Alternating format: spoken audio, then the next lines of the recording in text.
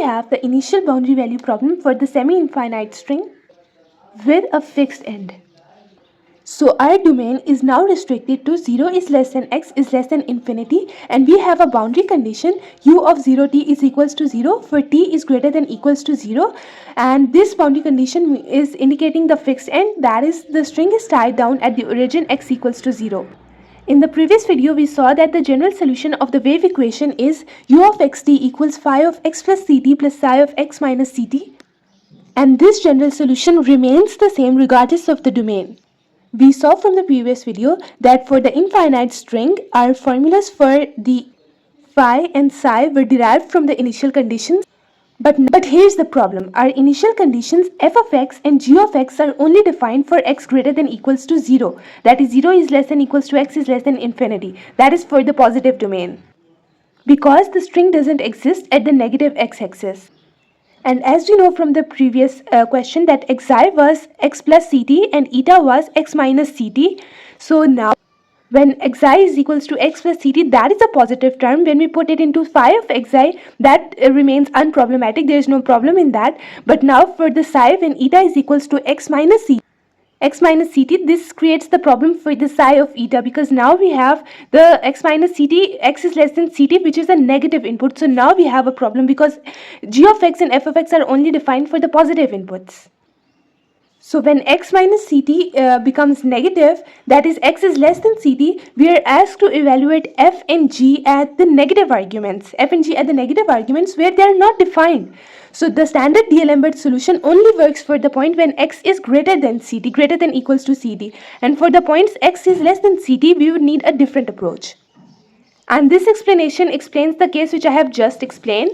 So for x is greater than ct, the solution is the same as that of the infinite string case, the D'Alembert solution, u of xt, which is equals to 1 by 2 f of x plus ct plus f of x minus ct plus 1 by 2 c x minus ct to x plus tt g of tau d tau. We have derived this solution in the previous video.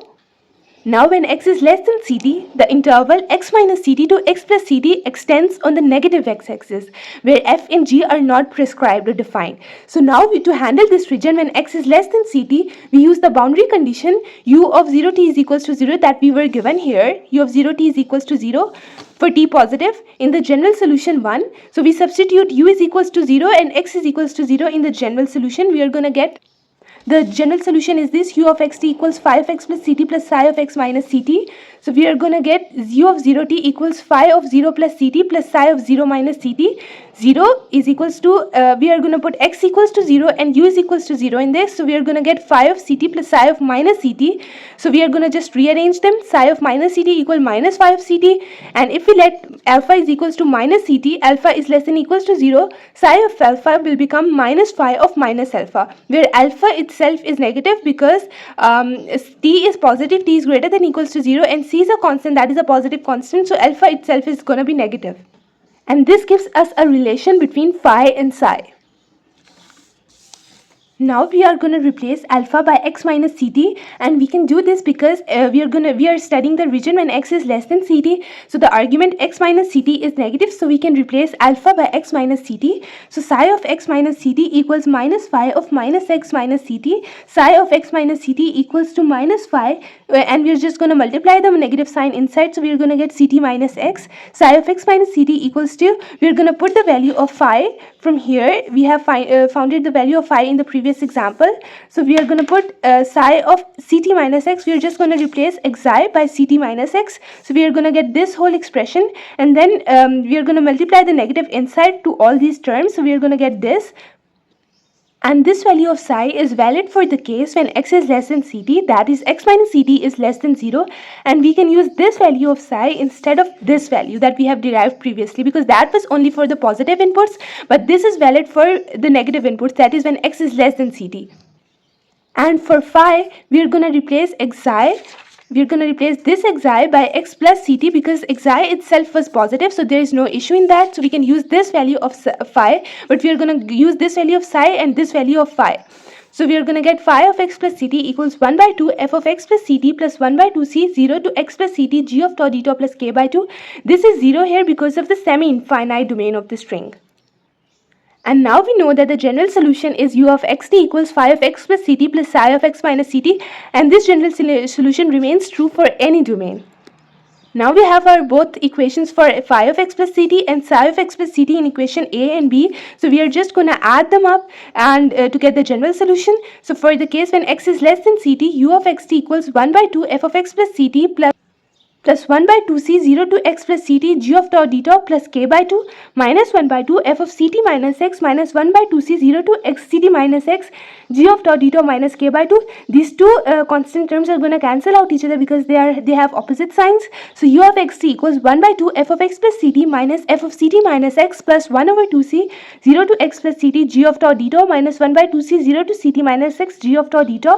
Now we want to combine these two integrals by switching their limits. When we switch its limit from 0 to ct minus x to ct minus x to 0, a negative sign will appear that will make this negative positive.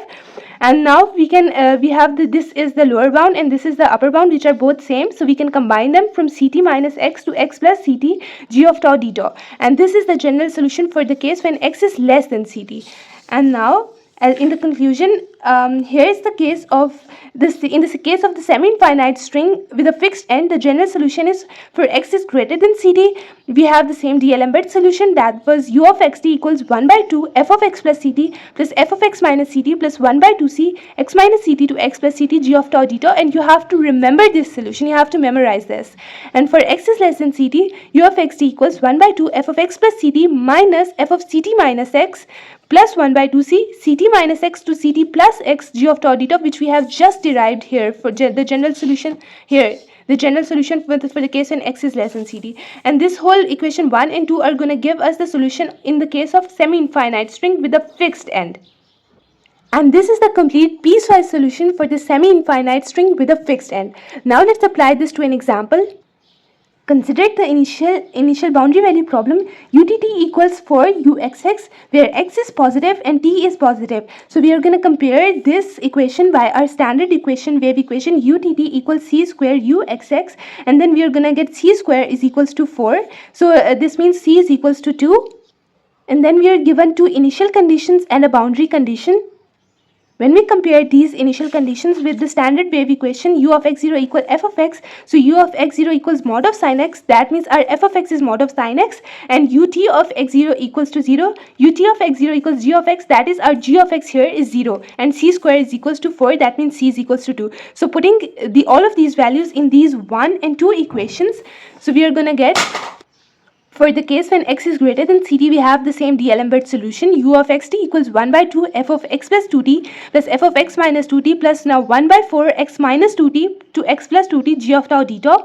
Now since g of x is 0, so the g of tau is going to be 0 because, and the integral of 0 is 0. So this term is going to be vanished and we are going to left with this term. Now we are going to substitute f by mod of sin x. So replacing x by x plus 2t. So we are going to get mod of sin x plus 2t and mod of sin x minus 2t, and this is the general solution for the case when x is greater than ct.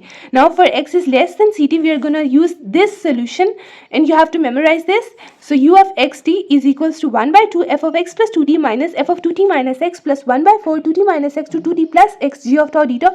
We have just replaced c by 2 and f and we have replaced the domain of f. So we are going to get by this is the same logic that g of tau is going to be 0 and the integral of 0 is 0. So this term is going to get vanished, and we are gonna be left with u of x equals 1 by 2 f mod of sin x plus 2t minus mod of sin 2t minus x, and this is the final answer.